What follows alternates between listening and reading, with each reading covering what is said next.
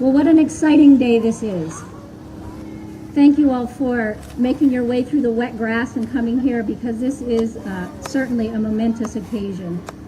And I think that I can speak on behalf of all of us when I say I can't believe that this day has finally arrived, a day when we're dedicating new buildings here at Star Lake Camp. Most of you probably know that the Salvation Army has been providing camping ministry here at Star Lake Camp since 1923. That's 89 years.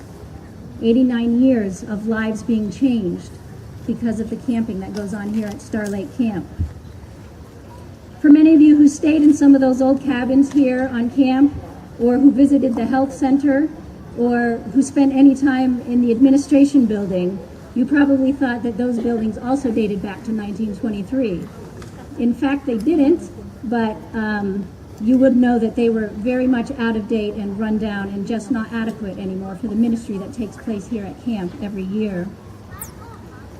Change can be difficult sometimes. Some people don't like change. Sometimes it's hard and sometimes it's unwelcomed.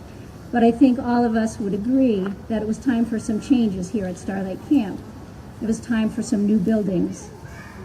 But imagine if the old buildings could speak to us. Imagine the stories that they would say. I know that they would tell of children who were away from home for the very first time and who were being comforted and cared for by very loving counselors. I know the buildings would tell of the laughter of children who were making new friends and who were having new experiences that would help to shape their futures.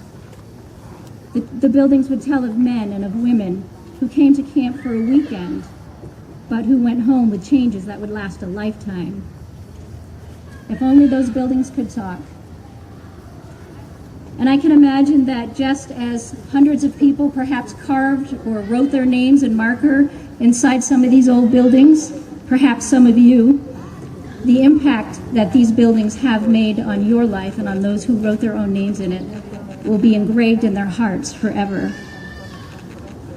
The process of getting these new buildings in less than 9 months was not easy by any means. But I think we all agree that the end result was well worth the pain. We have 5 new boys' cabins here standing in a row that are double the size of the old cabins.